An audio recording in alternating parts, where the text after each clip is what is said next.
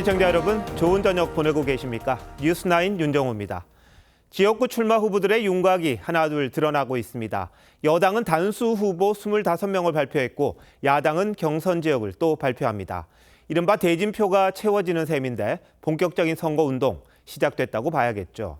특히 오늘 국민의힘 단수 후보 중에는 대통령실 출신이 단 한 명도 없었습니다. 대통령의 40년 지기도 탈락했다는데 김아림 기자가 먼저 여당 상황 알려드립니다.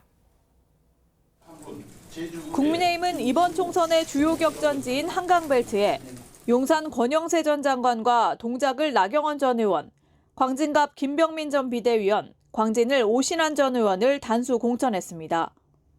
강남 3구에선 서초갑 조은희 의원과 송파갑 박정훈 전 TV조선 시사제작국장, 송파을 배현진 의원이 공천을 받았습니다. 수치라든가 이런 게 명확하게 나왔기 때문에 단수 공천을 했다. 빨리 공천하는 게 더 선거에 유리하지 않을까요? 험지 광주에서는 동구 남구을의 박은식 비대위원이 단수 추천됐습니다. 민주당 86 운동권 출신들이 현역인 지역에는 서대문갑 이용호 의원과 구로갑 호준석 대변인, 구로을 태영호 의원이 확정됐습니다. 공천에 앞서 이른바 윤심 공천 우려가 나왔지만 대통령과 가깝거나 대통령실 경력이 있는 인사들은 첫 단수 추천 대상에서 빠졌습니다. 윤 대통령과 40년 지기인 석동현 변호사도 공천 배제됐습니다. 공관위는 내일 2차 단수 공천 명단을 발표할 예정인데 영남권 중진의 추가 재배치도 검토 중입니다. TV조선 김하림입니다. 정치인들 엄살은 알아줘야 할 듯합니다. 경기도가 국민의힘에겐 험지이긴 합니다. 하지만 남들이 좋은 지역구라고 하는 곳에 출마하는 후보들조차 다 험지라고 했답니다. 국민의힘이 이틀째 공천 면접을 하고 있는 현장으로 가보시겠습니다. 최민식 기자입니다. 국민의힘 공천 면접을 마친 김은혜 전 대통령실 홍보수석이 분당을 지역을 험지 중 험지라고 강조합니다. 저는 분당을이 험지 중에 험지라고 생각합니다. 그게 험지가 아니었다면 민주당 의원이 연속 내리 재선에 성공했을까요? 보수세가 강한 지역으로 알려져 있지만 최근 선거 결과는 달랐다는 겁니다. 지난 총선 분당을에서 낙선한 뒤 재도전에 나선 김민수 대변인도 스윙보터 지역임을 강조했습니다. 그 지역에 대한 이해도가 높은 사람, 지역 주민과 소통할 수 있는 사람들이 후보로 뛴다면 더 승리 확률이 높을 것이라고 생각합니다. 지난 총선에서 민주당이 5개 선거구를 모두 휩쓴 수원에 출사표를 낸 후보들은 험지에서의 승리를 강조했습니다. 수원은 험지 중에 험지고 누군가 가서 깃발을 꼽는 게 가장 중요하다. 사실은 수원시청이 주도하는 행사에서 2번째 쫓겨난 겁니다. 그렇게 잡상인 취급을 당할수록 동기가 아주 강렬한 동기가 생기더라고요. 2004년 17대 총선 이후 보수정당이 한 번도 이기지 못한 의정부갑에 도전한 전희경 전 비서관은 변화를 강조했습니다. 민주당 일변도의 지역 정치를 바꾸고자 하는 지역의 열망이 있다라는 말씀들을 바로 옆 의정부을에 출사표를 낸 정광재 대변인도 험지인 만큼 공천이 중요하다고 했습니다. 이길 수 있는 공천을 당이 해주시기를 바랄 뿐입니다. 이틀째 면접을 마무리한 당 내부에선 1인당 3분에 불과한 면접 시간이 경쟁력을 평가하기엔 짧다는 지적도 나옵니다. TV조선 최민식입니다. 이재명 민주당 대표가 새술은 새 부대에 담아야 한다고 말했습니다. 중진들이 희생해야 한다는 점을 공개적으로 밝힌 건데 일부에서는 왜 지도부는 희생하지 않냐고 반발합니다. 신유만 기자가 취재했습니다. 민주당 이재명 대표가 중진들의 양보를 공개적으로 언급했습니다. 떡잎이 져야 새순이 자랍니다. 장강의 물은 뒷물결이 앞물결을 밀어냅니다. 이 대표는 어젯밤에도 SNS에 새 술은 새 부대에 우리는 미래로 가야 한다고 썼습니다. 이 대표 측 관계자는 이른바 올드보이들의 청산 의지가 반영된 것이라고 설명했습니다. 그러자 조정식 사무총장과 김병기 부총장 등 지도부와 친명 중진들은 왜 희생하지 않느냐는 반발이 나왔습니다. 한 다선 중진 의원은 혁신을 말하지만 결국 비명계 찍어내기로밖에 보이지 않는다고 했고 또 다른 의원도 선택적 희생 강요라고 비판했습니다. 이 대표가 직접 불출마를 권유한 서울 도봉갑의 인재근 의원은 오늘 불출마를 선언했는데 해당 지역 전략공천이 거론되는 친명계 인사에 대해선 지지하지 않는다며 뒤끝을 남겼습니다. 민주당이 진짜 통합공천 안 하면 실패해요. 아니, 김남근 아닙니다.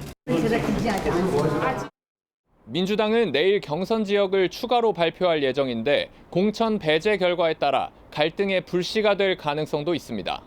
TV조선 신유만입니다. 네, 지금 보신 것처럼 이재명 대표가 이른바 올드보이 물갈이를 언급했지만 추미애 전 법무부 장관은 서울 동작을에 투입하는 방안을 진지하게 검토하고 있다고 합니다. 그러면서 이 대표는 이 지역 현역인 이수진 의원에게 지지율을 더 올렸으면 좋겠다는 말을 남겼다고 합니다. 두 사람을 저울질하는 건지 아니면 교체 명분을 뒤려오는 건지 알 수가 없는데요. 장세희 기자가 알아봤습니다. 민주당 이재명 대표는 설 연휴 직전 추미애 전 법무부 장관과 만나 배석자 없이 1시간 정도 만나 출마 문제를 논의했습니다. 당초 송파갑에 윤석열 대통령 40년 지기이자 검찰 출신인 석동현 후보가 공천될 경우 추 전 장관을 보내 검찰 정권 견제를 내세우려 했지만 석 후보가 탈락하자 동작을에서 나경원 전 의원과 맞붙게 하는 방안을 검토 중입니다. 윤석열 정권의 심판에 있어서 그러한 기조에 최전선에서 싸웠던 분이고 어느 지역이 가장 타당한 것인지 지도부가 고민하고 있는 거 아니겠습니까? 실제로 이 대표는 최근 동작을 현역인 이수진 의원과 통화하며 지지율을 더 올렸으면 좋겠다는 의견을 전달한 것으로 알려졌습니다. 당 핵심 관계자는 당선 가능성이 공천의 가장 중요한 기준이라고 강조했습니다. 하지만 당내에선 윤석열 정부 탄생에 가장 크게 기여한 인물의 투입은 명분이 없다는 반발도 나옵니다. 정무적 관리라든가 그 당시에 그것을 깔끔하게 하질 못해서 똘똘 뭉치게 만들었던 게 또 추미애 장관 아닙니까? 특히 임종석 전 비서실장 등 친문 인사들에 대해선 책임론을 제기하는 것과 대비되면서 형평성에 맞지 않다는 지적이 나옵니다. TV조선 장세희입니다. 여당의 단수 공천으로 서울 지역에서 누가 맞붙을지 한번 알아보겠습니다. 눈여겨볼 만한 예상 대진표를 한송원 기자가 준비했습니다. 국민의힘은 서울 49개 선거구 중 40% 가까운 19곳 후보를 단수 공천으로 확정지었습니다. 이 서초와 송파, 용산을 제외하면 이 모두 민주당 의원이 현역으로 있는 곳입니다. 현역 프리미엄 극복을 위해선 최대한 빨리 후보를 확정지어야 한다는 판단에 따른 겁니다. 이에 따라 서울 선거의 최대 승부처로 꼽히는 이른바 한강벨트 상당수가 윤곽이 드러났는데요. 특히 광진을을 보겠습니다. 이 오세훈 서울시장을 이기고 당선된 민주당 고민정 의원 지역구로 이 오세훈 서울시에서 부시장을 지낸 오신환 전 의원이 단수 공천되면서 이 대리전 가능성이 높아졌습니다. 그리고 국민의힘 장진영 전 당협위원장 공천이 확정된 이 동작갑의 경우에 민주당 김병기 사무부총장과의 대결이 유력합니다. 여당에서는 이 험지 중에 험지로 꼽히는 구로 지역도 윤곽이 잡혔는데요. 이 구로갑은 국민의힘 호준석 전 앵커와 민주당 사선 이인영 의원과의 대결 가능성이 높은 상황이고 또 구로을은 태영호 의원과 윤건영 의원 맞대결이 유력합니다. 국민의힘의 이 운동권 교체 주장, 이 험지에서도 먹혀들지가 관전 포인트입니다.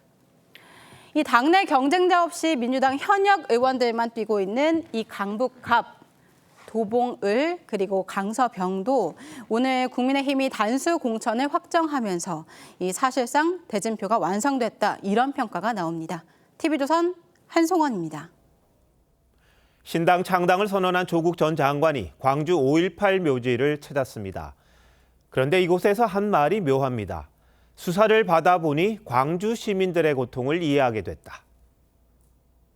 표창장 위조, 인턴 증명서 위조 같은 자녀 입시 비리를 민주화 운동과 같은 선상에 올려놓은 건데 아무리 자신이 무죄라고 주장한다지만 지나친 게 아니냐는 지적이 나올 수밖에 없습니다. 최홍국 기자가 보도합니다. 조국 전 장관은 광주 5.18 묘지를 참배한 뒤 예전의 조국으로 돌아갈 다리를 불살랐다고 말했습니다. 본격적인 정치의 길로 들어섰다는 점을 강조한 겁니다. 민주당이 조국 신당과 선거연합을 할 수 없다고 밝힌 데 대해선 독자 노선을 예고했습니다. 민주당의 그런 입장 충분히 이해합니다. 그렇지만 저는 뚜벅뚜벅 따박따박 제 길을 가겠습니다. 조 전 장관은 5.18 유가족을 위로하며 광주 시민의 고통을 자신의 가족 수사 피해와 비유했습니다. 죽음 같은 수사의 대상이 되면서 뒤늦게 그 고통과 분노를 피부로, 몸으로 이해하게 되었습니다. 국민의힘은 민주열사를 모독했다고 비판했습니다. 마땅히 받아야 할 법의 심판을 숭고한 민주화 역정과 동일시하는 것은 민주열사들에 대한 모독입니다. 이런 가운데 문재인 정부 당시 윤석열 검찰총장과 대립각을 보였던 이성윤 전 중앙지검장은 총선 출마를 선언하며 조국 신당 합류 가능성을 언급했습니다. TV조선 최원국입니다. 개혁신당이 민주당 출신 무소속 양정숙 의원을 영입했습니다. 내일이 정당 보조금 지급 기준 마감일인데 현역 의원 5명을 확보하면서 6억 원 정도를 받게 됐습니다. 최원희 기자입니다. 무소속 양정숙 의원은 양당의 적대적 공생관계 속에서 우리 정치는 더 이상 한 발자국도 나아갈 수 없다며 개혁신당 합류를 선언했습니다. 지난 총선에서 더불어시민당 비례대표로 당선됐던 양 의원은 부동산 차명 소유 의혹으로 당에서 제명되고 재판에 넘겨졌지만 대법원에서 무죄를 확정받았습니다. 올 1분기 정당 보조금 지급일을 하루 앞두고 개혁신당은 보조금 지급 기준인 현역 5명을 채워 6억 원 안팎을 받을 수 있게 됐습니다. 개혁신당은 다음 목표로 6석의 녹색정의당이나 양당의 비례정당보다 많은 의원을 확보해 기호 3번을 다는 것으로 잡았습니다. 민주당 탈당해서 개혁신당에 합류할 규모 어느 정도로 보고 계세요? 그 전부는 아니겠지만 아주 없지도 않을 것이다 이렇게 전망합니다. 이준석 대표는 국민의힘 대표 시절 윤석열 대통령을 겨냥해 사용했다가 당원권 정지 징계를 받았던 양두구육이라는 표현을 다시 꺼내 한동훈 비대위원장을 겨냥했는데 한 위원장도 곧바로 반박했습니다. 윤석열 대통령과 김건희 여사에 대한 비호감도를 낮추기 위한 단순한 양두구육의 역할을 하고 있다고 평가할 수밖에 없는 것입니다. 저한테 이렇게 어그로 끌어보려고 이렇게 여러 가지 했던 말 또 하는 분들은 워낙 많잖아요. 4개 세력이 통합한 이후 중도 보수 지지자의 탈당 행렬이 이어지자 지지층 결집을 위한 포석으로 해석됩니다. TV조선 최원입니다. 정치인에게 공천은 생명입니다. 공천을 받지 못한 후보들이 반발하는 건 자연스러운 일입니다. 그런데 아직까진 여야 모두 큰 잡음이 나오지 않고 있습니다. 왜 그런 건지 정치부 이태희 기자에게 물어보겠습니다. 자, 이 기자, 먼저 여당 상황부터 한번 살펴보죠. 먼저 서울 강서울에 공천 신청을 했다가 탈락했던 김성태 전 의원 상당히 반발했잖아요. 근데 오늘 승복을 했습니다. 일주일 사이에 무슨 일이 있었습니까? 어제 한동훈 비대위원장이 공개적으로 김 전 의원이 드루킹 특검을 이뤄냈다면서 당에 기여한 바가 크다고 한 발언이 가장 큰 영향을 미쳤다는 분석이 나옵니다. 어제도 한번 짚어드렸지만 정치인에게 가장 중요한 명분, 즉 퇴로를 열어줬다는 겁니다. 김 전 의원은 오늘 기자회견에서 한 위원장에게 심심한 감사의 말을 전한다고도 했습니다.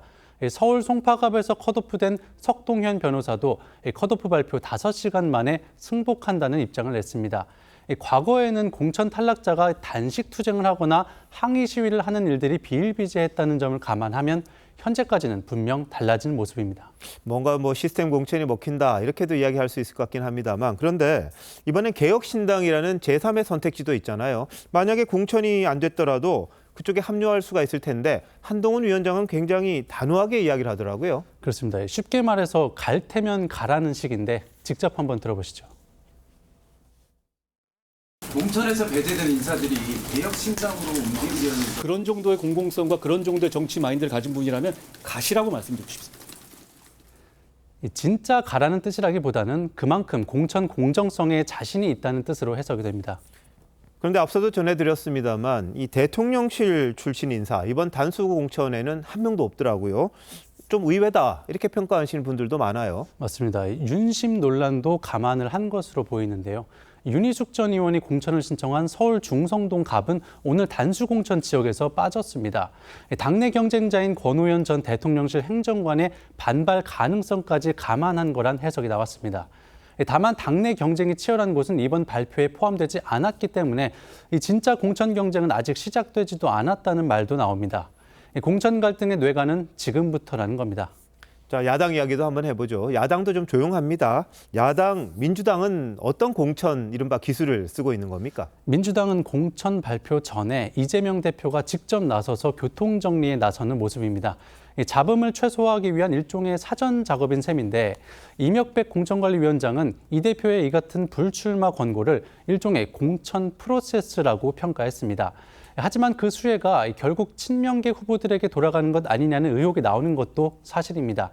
민주당은 줄곧 시스템 공천을 강조하며 인위적인 공천 배제는 없다고 해왔는데 불출마 권고를 받은 당사자들 사이에선 이게 인위적 배제가 아니고 뭐냐는 볼멘 소리도 나옵니다.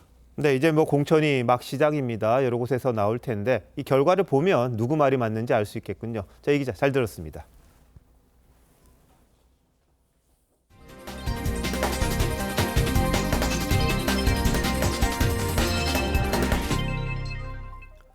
여야 모두 공천 작업이 한창이지만 정책도 계속 내놓고 있습니다. 한동훈 위원장은 자립준비 청년에, 이재명 대표는 소상공인에 초점을 둔 지원책을 내놨는데 어떤 내용인지 오현주 기자가 취재했습니다. 한동훈 위원장이 휠체어 눈높이에 맞춰 앉자 사회통합형 자립지원주택 매니저로 활동 중인 유태호 씨가 청년 자립에 대해 설명합니다. 스스로 성장이 나아갈 수 있도록 버팀목이 될 이웃이나 공동체를 연결하고자. 두 팔 없이 태어난 유 씨는 장애아동시설 출신으로 14년 전 미소를 잃지 않는 모습이 방송을 통해 알려진 바 있습니다. 국민의힘은 이 같은 청년들의 홀로 서기를 돕는 공약을 발표했습니다. 자립준비를 돕는 학교를 설치하고 임대주택 등을 마련해주는 게 골자입니다. 정치의 입장에서는 그렇게 표가 되지는 않습니다. 그런데 저희가 이번에 총선 과정을 겪으면서 조금이라도 이 문제가 더 좋은 방향으로 나아질 수 있었으면 만족합니다. 국민의힘은 상대적으로 지지 기반이 약한 청년에 초점을 맞춘 반면 민주당은 소상공인과 자영업자의 부담을 줄여주는 공약을 내놨습니다. 저금리로 바꿔주는 대환 대출 규모를 1조 원으로 늘리고 폐업 지원금도 4배가량 올리는 게 핵심입니다. 금융부담 그리고 골목상권 생존에 불합리한 제도들이 많이 어려움에 처해 있습니다. 이재명 대표는 경제 위기와 소상공인의 어려움은 정부 실책 때문이라고 비판했습니다. 집권 여당이 집행 권한을 가지고 있으면서 나중에 하겠다, 뭐 어떻게 해주면 하겠다라고 하는 것은 옳지 않다 이 말씀. 이 대표는 자신이 제안했던 신용 대사면을 여당이 총선 공약으로 들고 나온 건 국민 기만이라고 했습니다. TV조선 오현주입니다. 이재명 킬러를 자처하고 있는 유동규 전 성남도시개발공사 본부장이 자유통일당에 입당하면서 이 대표 지역구인 인천 계양을 출마를 선언했습니다. 국민의힘 원희룡, 윤영선 예비후보에 이어 유 전 본부장이 이 대표를 상대하겠다고 나서면서 이번 총선 최대 격전지가 될 듯도 합니다. 윤동빈 기자가 현장을 가봤습니다. 인천 계양을 현역인 더불어민주당 이재명 대표의 선거사무소 앞입니다. 이렇게 100m 옆에는 국민의힘 원희룡 전 장관의 선거사무소가, 600m를 더 가면 윤형선 예비후보의 사무소가 나오는데 오늘 출마를 선언한 유동규 전 본부장도 이 대표 사무소 근처에 캠프를 차릴 계획입니다. 저도 이재명 사무소 가까이 갈 겁니다. 우리 계양 구민들이 똑똑하게 두 사람을 비교하면서 투표할 수 있도록. 원희룡 캠프는 국민의힘을 상징하는 빨간색 레드를 강조하며 계양을을 새롭게 만들겠다는 뜻의 리빌드가 적힌 대형 현수막을 추가로 내걸었습니다. 계양 주민들에게 뿌리 내리고 싶다는 내용이 담긴 친필 편지도 함께 실렸습니다. 지역 발전에도 돌덩이로 가로막고 있는 이것을 치워내고 그 자리에 저는 뿌리를 내리고. 이 대표의 대장동 개발 비리 의혹 핵심 증인인 유동규 전 본부장은 계양을 출마를 공식 선언했습니다. 국민들한테 사과할 의지가 없는지, 그다음에 진실로 본인을 범죄인이 아니라고 생각하는지 묻고 싶습니다. 이재명 대표 측은 이재명 타도가 무슨 정치 명분이 되겠느냐며 개의치 않는다는 입장입니다. TV조선 윤동빈입니다. 총선을 앞두고 이재명 대표 의혹과 관련된 인물들의 유죄 선고가 잇따르고 있습니다. 어제 백현동 개발 특혜로 로비스트 김인섭 씨가 1심에서 중형을 선고받은 데 이어서 이 대장동 비리 의혹의 핵심 인물 화천대유 대주주 김만배 씨가 징역 2년 6개월의 실형을 선고받았습니다. 성남도시개발공사 설립 조례안을 통과시켜달라며 성남시 의회 의장에게 뇌물을 준 게 유죄로 인정됐습니다. 구재영 기자입니다. 성남도시개발공사 설립 조례안이 성남시 의회를 통과한 건 지난 2013년 2월. 당시 의장은 새누리당을 탈당한 최윤길 의원이었는데 방만 경영 등을 우려한 새누리당 의원들이 퇴장한 사이 조례안을 통과시켰습니다. 이후 최 전 의장은 화천대유 대주주 김만배 씨로부터 청탁을 받고 조례안을 통과시킨 혐의로 재판에 넘겨졌습니다. 1심 재판부는 최 전 의장에게 징역 4년 6개월을, 김 씨에겐 징역 2년 6개월을 선고했습니다. 조례안 통과 대가로 김 씨가 최 전 의장을 3년 전 화천대유 부회장으로 채용하고 성과급 40억 원을 지급하기로 했다는 겁니다. 재판부는 최 전 의장이 실제 8천여만 원을 지급받았고 시의원 임기가 끝난 지 8에서 9년이 지난 사람이 대관 목적으로 필요했는지 의문이라고 밝혔습니다. 또 급작스러운 정치적 태도 변화가 청탁 사실을 뒷받침한다고도 했습니다. 두 사람 모두 실형을 선고받았지만 증거인멸의 우려가 없다는 이유로 법정 구속은 면했습니다. 대장동 비리 의혹과 관련해 김 씨가 유죄 판결을 받은 건 이번이 처음입니다. 판결문 나오면은 면밀히 검토해서 그 변호인단하고 상의해서 항소 여부 결정하겠습니다. 검찰은 이번 재판에서 정영학 녹취록의 신빙성이 인정됐다며 이재명 대표 측이 관련된 다른 재판에서도 주요 증거가 될 것으로 보고 있습니다. TV조선 구자영입니다. 이재명 대표 배우자 김혜경 씨가 재판에 넘겨졌습니다. 대선을 앞두고 경기도 법인카드로 민주당 관련 인사 등에게 식사를 제공한 혐의인데요. 같은 혐의 등으로 기소된 김혜경 씨의 수행 비서이자 전 별정직 공무원은 2심에서도 징역형을 선고받았습니다. 김승동 기자입니다. 서울의 한 중식당. 민주당 대선 후보 경선을 앞둔 지난 2021년 8월. 당시 이재명 경기지사의 부인 김혜경 씨는 이곳에서 민주당 관련 인사 3명과 식사를 했습니다. 도청 공무원들 식사비를 포함한 10만 4천 원은 경기도청 법인카드로 결제됐습니다. 2심 재판부는 당시 법인카드 사용을 지시한 전 별정직 공무원 배모 씨가 공직선거법을 위반했다며 징역 10월에 집행유예 2년을 선고한 원심을 유지했습니다. 또 김혜경 씨를 사적으로 수행하고 대리 처방도 받아줬다는 의혹이 제기되자 이를 부인하는 취지의 발언을 한 것도 허위사실 유포라는 1심과 같은 판단을 했습니다. 아직 김혜경 씨 지시는 없이 혼자 했다고 얘기하시는 겁니까? 항소심 판결 이후 검찰은 김혜경 씨도 공직선거법 위반 혐의로 불구속 기소했습니다. 제가 져야 할 책임은 마땅히 지겠습니다. 검찰은 선거법 공소시효 만료 하루 전에 배 씨를 먼저 기소했는데 공범인 김 씨의 공소시효가 배 씨의 기소로 정지됐다 2심 판결로 풀리자 곧바로 재판에 넘긴 겁니다. 이를 두고 민주당 정성호 의원은 국민의힘 총선 승리를 위해 최소한의 체면도 염치도 다 버린 검찰의 민낯을 본다라고 날을 세웠습니다. 검찰은 김 씨가 개인 음식값 등을 법인카드로 결제한 혐의에 대해서는 계속 수사하고 있습니다. TV조선 김승도입니다. 방송인 박수홍 씨의 출연료 등 수십억 원을 빼돌린 혐의로 재판에 넘겨진 친형이 1심에서 징역 2년을 선고받았습니다. 재판부는 형에게 가족 파탄의 책임도 물었는데요. 박수홍 씨 측은 형량이 너무 낮다며 검찰에 항소를 요청하겠다고 했습니다. 전정원 기자가 보도하겠습니다. 박수홍 씨의 친형이 유죄 판결을 받은 뒤 말없이 법원을 빠져나옵니다. 그래서 오늘 선고 결과 어떻게 생각하십니까? 횡령 혐의 아직 고민하십니까? 박수홍 씨는 지난 2021년 친형 부부를 횡령 혐의로 고소했습니다. 검찰은 친형 부부가 10년간 박수홍 씨의 매니지먼트를 전담하면서 출연료 등 48억 원을 빼돌린 혐의로 기소했습니다. 박수홍 씨는 지난달 22일 그들은 저를 돈 벌어오는 기계, 돈 벌어오는 노예로 대했다며 엄벌탄원서를 법원에 내기도 했습니다. 1심 법원은 친형이 개인 변호사비와 아파트 관리비 등으로 쓴 21억 원을 횡령으로 판단해 징역 2년을 선고했습니다. 박 씨 형수에 대해선 무죄라고 판단했습니다. 재판부는 가족이 파탄에 이른 것에 대해 어떤 면죄부도 받을 수 없다고 피고인을 질타했습니다. 박수홍 씨 측은 형량을 납득할 수 없다며 반발했습니다. 많이 낮은 형량이라고 생각을 합니다. 이는 명백히 개인의 재산을 횡령한 범죄라고 저희는 판단하고 있습니다. 박수홍 씨 측은 즉각 항소하겠다며 수익금을 돌려받기 위한 민사소송도 병행하겠다고 밝혔습니다. TV조선 전정원입니다. 재벌 3세를 사칭하고 성별을 속여가면서 사기극을 벌인 전청조에 대해 1심 법원이 징역 12년의 중형을 선고했습니다. 재판부는 전 씨의 일상이 사기였다고 꾸짖었는데 전 씨는 재판 내내 오열했습니다. 주원진 기자입니다.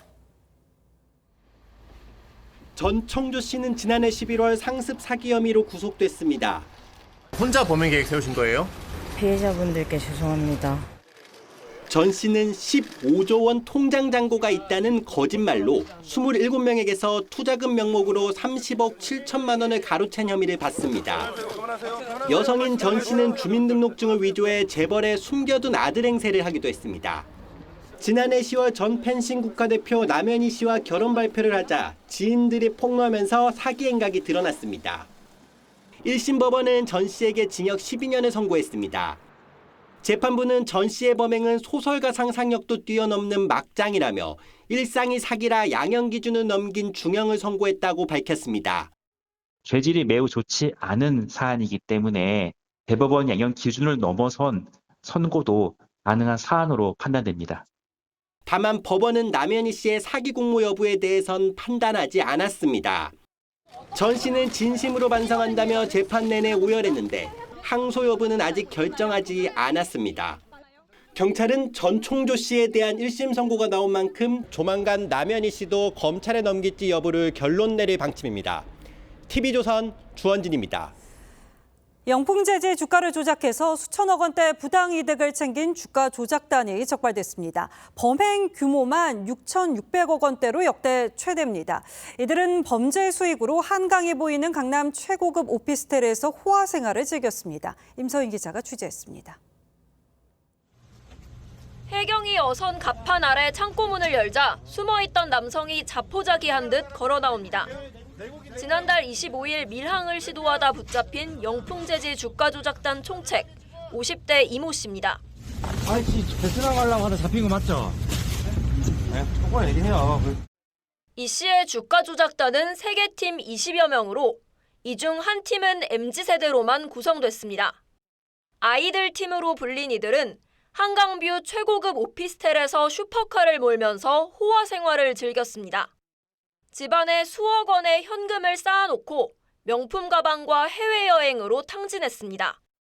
이 씨 일당은 2022년 10월부터 1년여 동안 330여 개 계좌로 영풍재지 주가를 조작해 6,600억 원대 부당이득을 챙긴 혐의를 받습니다.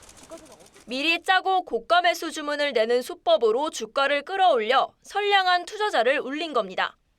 부당이득 규모인 6,616억 원은 단일 종목으로는 그간 적발된 주가 조작 범행 사상 최대 규모입니다. 검찰은 이 씨 등 16명을 자본시장법 위반 등 혐의로 기소했습니다. 검찰은 해외로 도망친 조직원 1명에 대해 여권 무효화와 인터폴 적색 수배를 요청했고 추가 공범 수사를 이어갈 방침입니다. TV조선 임서인입니다. 총파업을 둘러싼 정부와 의사단체의 긴장은 오늘도 이어졌습니다. 한 대학병원의 인턴이 SNS에 사직을 선언하는 영상을 올렸는데 정부는 이 같은 개별 사직도 집단 행동으로 간주하겠다며 강경한 입장을 내놨습니다. 의협이 내일 전국 총궐기 대회를 예고해서 양측의 대치 국면은 본격화할 것으로 보입니다. 배상윤 기자의 보도입니다. 수술복을 입은 의사가 사직을 선언합니다. 의사에 대한 시각이 적개심과 분노로 가득한 현 상황에서 저는 더 이상 의협을 이어가기 힘들다 판단하였고 오는 3월 이른바 빅5 병원의 정형외과 레지던트로 근무할 예정이었습니다. 제가 집단 행동을 선도하신다고 생각하신다면 제 면허를 가져가셔도 좋습니다. 전공의 협의회의 공식 입장이 아닌 개인 입장이라고 강조했습니다. 하지만 정부의 생각은 다릅니다. 사전에 동료들과 상의하고 이렇게 했다면 집단 사직서로 볼 수가 있습니다. 의사협회는 강경합니다. 서울시 의사회는 내일 저녁 7시 이곳 용산 대통령실 앞에서 의대 증원 반대 시위를 할 예정입니다. 총궐기 대회는 서울을 비롯한 전국 11곳에서 열립니다.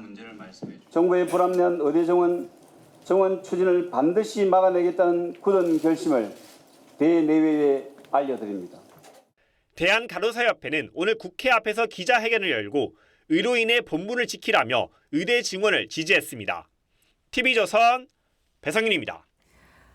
결혼을 안 해도 부모가 될 수 있다고 생각하는 청소년이 10명 중에 6명에 이르는 것으로 파악됐습니다. 비혼도 자녀를 가질 수 있다는 인식이 미래 세대에 자리 잡았다는 해석도 무리는 아닐 듯합니다. 하지만 아쉽게도 우리의 저출생 대책은 결혼을 전제로 하고 있어서 급변하는 인식과는 차이를 보였습니다. 황민지 기자입니다. 임신이 죄도 아니고 왜 제가 애를 낳으면 이를 관둬야 하는 거죠? 시집도 안 간 처녀가 공공연히 임신을 하고 미혼모로 애를 낳는다? 이거 대한민국 가족제도와 결혼제도에 대한 테러야, 테러. 결혼을 하지 않고 아이를 기르는 미혼 부모는 드라마나 영화에서나 나오는 얘기였습니다. 하지만 머지않은 미래 출산의 대세를 이룰 것으로 보입니다. 아이가 먼저 태어나고 결혼할 수도 있는 거니까 결혼을 하고 아기를 낳으면 더 좋겠지만 아기만 낳는 것도 나쁘지 않다고 생각해요. 최근 한 조사에 따르면 청소년 60.6%가 결혼을 안 해도 자녀를 가질 수 있다고 답했습니다. 결혼이 필수라고 생각하는 청소년은 29.5%에 그쳤습니다. 결혼을 해야 자녀를 갖는다는 통념이 깨진 셈이지만 저출생 대책은 여전히 혼인을 전제로 하고 있습니다. 총선 저출생 공약으로 국민의힘은 출산 휴가란 명칭을 아이 맞이 엄마 아빠 휴가로 바꾸기로 했습니다. 공동휴가를 강조하는 취지지만 결혼한 부부를 염두에 둔 정책입니다. 민주당은 신혼부부에 1억 원을 대출해주고 아이를 많이 낳을수록 대출금을 감면해주기로 했습니다. 비혼 부모들은 받을 수 없는 혜택입니다. 저출생 대책이 쏟아져 나오고 있지만 기성세대들의 뿌리 깊은 혼인과 출산관념을 토대로 했다는 지적이 나옵니다. TV조선 황민지입니다. 북한이 오늘 아침 동해상으로 5번째 순항미사일 도발을 했습니다. 전술 핵탄두 탑재까지 거론하며 연일 군사적 긴장을 끌어올리고 있는데 모레 김정일 생일에 맞춰 고강도 도발을 할 거란 우려도 있습니다. 이런 가운데 김정은 비자금을 관리하는 조직이 도박 사이트를 만들어 한국 범죄 조직에 팔았고 수백억 원을 번 정황도 드러났습니다. 어떤 일이 일어난 건지 이태영 기자가 취재했습니다. 김일성 배지를 달고 있는 남성. 중국 신분증 속 인물과 일치합니다. 위조 신분증으로 중국 단둥에서 생활하며 불법 도박 사이트를 제작하는 북한 IT 조직원입니다. 국정원은 이들이 김정은의 비자금을 조달하는 노동당 39호실 산하 경응의 조직원들로 15명이 한 팀으로 분업 체계를 갖춰 도박 사이트를 만들었다고 밝혔습니다. 한국 범죄 조직으로부터 건당 5,000달러, 우리 돈 660여만 원을 받고 도박 사이트 수천 개를 제작해 판매했고 유지보수 명목으로 매달 3,000달러를 받는 등 전체 수익이 수백억 원에 달하는 것으로 추산됩니다. 이 과정에서 수집한 한국인 개인정보 1,100여 건을 다시 팔아넘기려는 시도도 했습니다. 국정원은 북한 IT 조직원들이 중국 단둥의 한 의류공장 기숙사에 체류했다고 밝혔는데 공장 관계자에게 직접 물어봤습니다. 북한 해커 컴퓨터 하는 조직이 있다고 확인하려고 전화했는데 그런 건 잘 모르겠어요. 우리 그 복장 공장이니까. 북조선 직원들이 많이 계십니까 거기? 단독으로 조선 사람들 있죠. 근데 어디신데요? 이들처럼 해외에서 불법 사이트를 개발하는 북한 조직원들은 수천 명에 달하는 것으로 알려졌습니다. 컴퓨터를 장악하는 젊은이들을 가두고 거기에 사이버 해킹이라든지 사이버 범죄를 저지르게 하고 있는 겁니다. 이번 사례는 북한이 국내 사이버 도박 범죄에 개입한 첫 사례입니다. TV조선 이태형입니다. 만성 적자로 수조 원대의 피해가 예상되는 용인 경전철을 만든 용인시장 등이 시민들에게 214억 원을 배상하라는 판결이 나왔습니다. 수요 예측을 잘못해 4천억 원 넘는 세금을 낭비했다는 점을 법원이 인정한 겁니다. 자세한 내용은 박한솔 기자가 설명합니다. 민자 사업으로 2013년 개통한 용인 경전철은 하루 대부분 한산합니다. 용인 경전철 강남대역입니다. 퇴근 시간인데도 이용객이 많지 않습니다.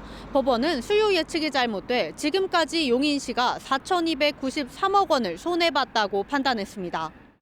주민들은 혈세 낭비라며 소송을 제기했습니다. 시를 위해서 복지와 또 여러 가지 참 다양한 사업들에 활용될 것들이 그런 엉뚱한 것에 사용되는 것에 대해서 분명한 책임을 물으려고 합니다. 1, 2심 법원은 주민소송 대상이 아니라고 봤지만 대법원은 주민들 손을 들어줬고 오늘 파기환송심이 열렸습니다. 재판부는 현 용인시장이 이정문 전 용인시장과 한국교통연구원을 상대로 총 214억 원 손해배상을 청구하라고 선고했습니다. 지자체의 민자사업에 대해 공무원들의 책임을 처음으로 인정한 겁니다. 이 전 시장은 정부가 승인한 사업으로 자신은 책임이 없다고 했습니다. 용역 줘가지고 투자심의위원회에서 해준 거기 때문에 장차관들이 해줬다는데 믿고 쓰는 수뿐이 없죠. 하지만 재판부는 최소 수입 보장 약정에 따라 2043년까지 총 2조 원을 지급해야 한다고 질타했습니다. TV조선 박한솔입니다. 이승만 전 대통령의 업적을 다룬 다큐 영화 건국전쟁이 흥행하면서 이런저런 논란이 일고 있습니다. 휠체어를 타는 가수 강원래 씨가 가족과 함께 영화를 보러 갔다가 상영관 계단에 막혀 돌아섰습니다. 가수 나얼 씨는 관람 후기를 남겼다가 악플에 시달렸습니다. 안혜리 기자입니다. 가수 강원래 씨가 쓸쓸한 표정으로 영화관을 빠져나옵니다. 계단밖에 없다고 해서 휠체어가 들어갈 수 없는 상영관이라고 하네요. 들어주면 안 되냐고 했더니 위험하다고 절대 볼 수 없다고 하네요. 영화 건국전쟁을 보러 갔다가 발길을 돌려야 한 겁니다. 영화관 직원이 잠깐 일어설 수 있냐고 물어서 일어설 수 없다고 하자 영화를 볼 수 없다고 했다는 게 강 씨 설명입니다. 복합상영관 측은 법이 정한 장애인석 비중은 충족하고 있지만 일부 상영관은 접근에 제한이 있다고 설명했습니다.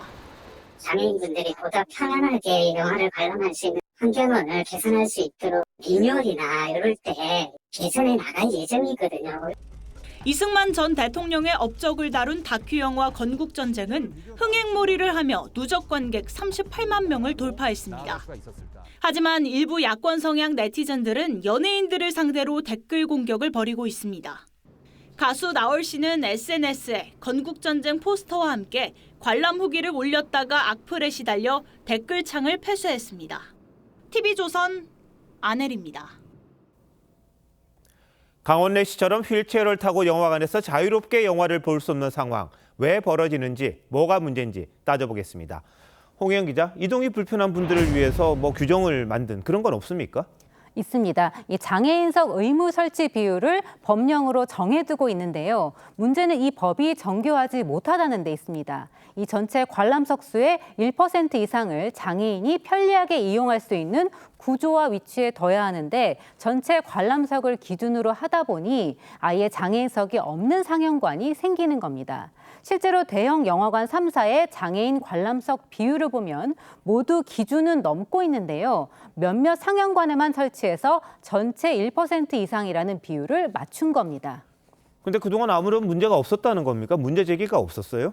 있었습니다. 지난 2019년에 한 장애인이 국가인권위에 진정을 냈습니다. 당시의 인권위는 전체 좌석수가 아닌 개별 상영관별로 1% 이상을 설치하는 게 이 법의 취지에 맞다면서 시정 권고를 내렸는데요. 이번에 영화관 측에 물어보니 인권위 권고에 따라서 장애인석을 설치해 왔지만 구조적으로 바꾸기 어려운 상영관도 있었다면서 앞으로 바꿔 나가겠다고 했습니다. 자, 그런데 장애인석이 아니더라도 좌석까지 이동만 했었어도 되는 것 아닙니까? 맞습니다. 이 강원래 씨가 찾은 상영관은 이렇게 좌석까지 계단으로 이동해야 하는데요. 출입구에도 계단뿐이어서 휠체어로는 들어갈 수가 없었다고 합니다. 우리 법에는 경사로를 둬야 한다든가 턱을 낮춰야 한다든가 하는 이 이동과 관련한 규정은 아예 없습니다. 그럼 다른 나라들은 어떻습니까? 네, 미국과 프랑스는 모든 상영관의 휠체어 사용자를 위한 공간을 의무적으로 마련해야 하고 영국은 상영관별로 최소 4% 이상은 돼야 합니다. 일본은 관람석 비율은 우리와 비슷하지만 경사로나 승강기를 반드시 설치해야 한다고 규정이 돼 있고 미국도 마찬가지입니다. 프랑스에서는 장애인석이 맨 앞줄인 경우에는 스크린의 각도까지 조정해야 합니다. 미국의 경우에도 그 법을 지키지 않으면 굉장히 큰 소송 비용을 물어줘야 된다든지 이런 부분들이 있기 때문에 사실 기업들이 나서는 부분들이 있거든요. 그래서 근본적으로는 그렇게 해야 되고 기본적인 접근이 안 되면은 아예 누릴 수가 없는 것들이니까. 네, 우리도 법을 그럼 좀 강화해야 했군요. 네, 그래서 어제 한동훈 국민의힘 비대위원장은 이 법의 해석상에 맹점이 있었다면서 강원래 씨 사례를 계기로 시행령 개정을 포함해서 이 부분을 개선하겠다고 했는데요. 장애인이 아니어도 걷기가 힘들다든지 몸이 불편한 이동약자들이 많은데 이 부분을 구체적으로 강제할 필요가 있다는 지적이 나옵니다. 네, 왜 선진국이겠습니까? 이 세심한 것까지 좀 고쳐야 하는 그게 우리나라의 지금 나갈 길이 아닌가 싶습니다. 홍영 기자 잘 들었습니다.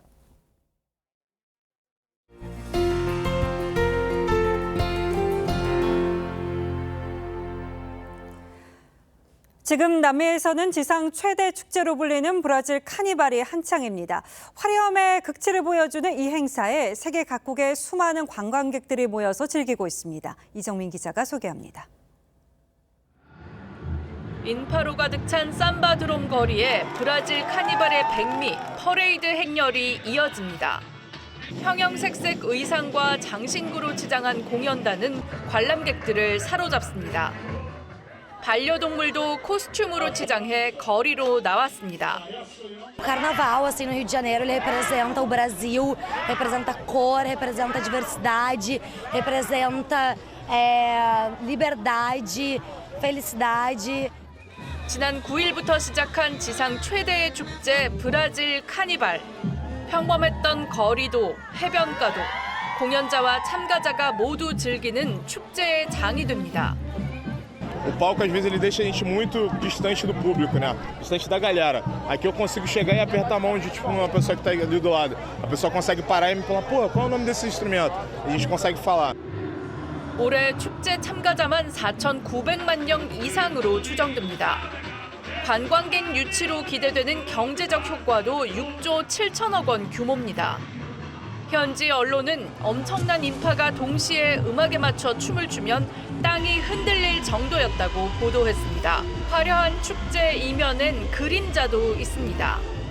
특히 도난 범죄가 극성인데 지난해 축제 당시 발생한 도난 사건만 50만 8천 건에 달합니다. 브라질 정부는 다른 각종 범죄와 문란 행위 등에 대해서도 단속을 강화하고 있습니다. TV조선 이정민입니다.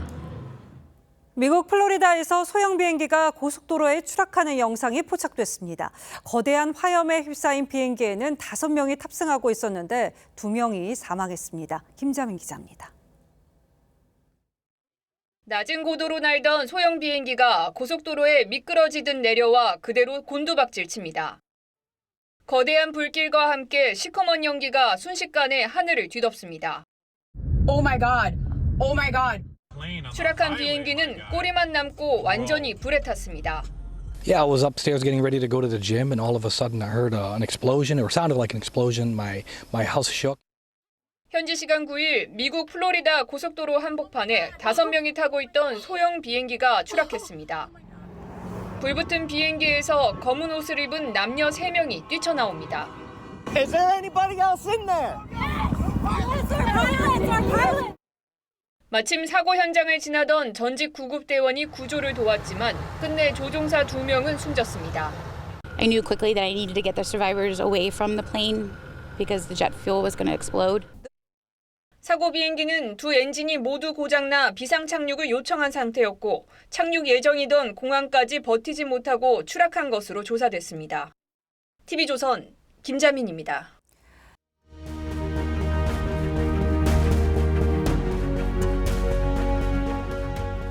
은혜하고 나하고 아주 전생의 인연이 깊구나.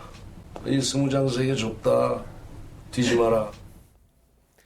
도박판 인연이 좋아봐야 얼마나 좋겠습니까? 향을 싼 종이에선 향내가 나고 생선 묶은 새끼줄에선 비린내 난다 하지 않았습니까? 부처가 말씀했지요. 어진 이를 가까이 하면 도와 뜻이 높아지고 어리석은 이를 친구로 하면 재앙과 죄에 이르니라. 옛말에 살다 보면 어디선들 만나지 않으려고 했습니다. 좁은 길에서 마주치면 피하기 힘드니 원수지거나 원망을 사지 말라. 제가 시장 재직 때는 몰랐고요. 이재명과 무슨 상관이 있습니까? 이재명 때문입니까? 산하기관의 직원 그거 가지고 2년이라면 내 사입은 거. 백현동 사업 로비스트 김인섭 씨가 중형을 받으면서 이재명 대표와의 관계가 눈썹에 붙은 불, 초미의 관심사가 됐습니다. 김 씨는 이 대표가 성남시장에 처음 도전했을 때 선대위원장이었습니다. 재판부는 김 씨가 백현동 사업을 청탁해 성공했다고 봤습니다. 이 대표의 최측근인 정진상 씨가 담당 공무원에게 잘 처리해 주라고 지시했다는 증언도 받아들였습니다. 그러면서 김 씨가 옥중 편지에 썼던 이 2층이 이 대표와 정 씨를 가리킨다고 했죠. 김 씨가 공무원에게 은근히 과시했다는 겁니다. 편지에는 사장이라는 은어도 등장합니다. 은어가 있었던 것 같은데. 네, 사장 이재명 맞습니다. 검찰은 김 씨가 여러 특혜를 얻어내 민간업자가 1,300억 원 넘게 이익을 봤다고 했습니다. 사업에서 배제된 성남 도계공은 200억 원 손해를 입었다고 했지요. 바로 그 배임 혐의로 이 대표와 정 씨가 재판을 받고 있습니다. 이 대표는 또 국토부가 협박해서 사업 인허가를 내줬다는 발언으로 선거법 재판도 함께입니다. 두 재판에 적신호가 켜졌습니다. 이 대표는 김 씨가 연락도 잘 안 되는 사람이라고 했습니다. 길에 돌도 염분이 있어야 찬다는 속담이 있습니다. 아무리 하찮은 일이라도 인연이 있어야 이루어진다는 얘기입니다. 2월 14일 앵커 칼럼 오늘 살다 보면 만나지 않으랴였습니다.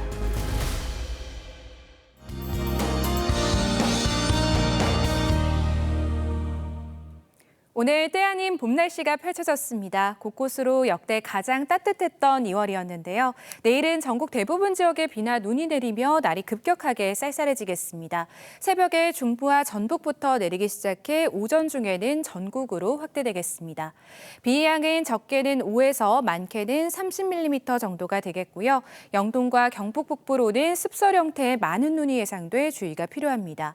강원 산간에 최고 15cm 이상, 강원 북부 동해안에도 최고 10cm 이상이 예상됩니다.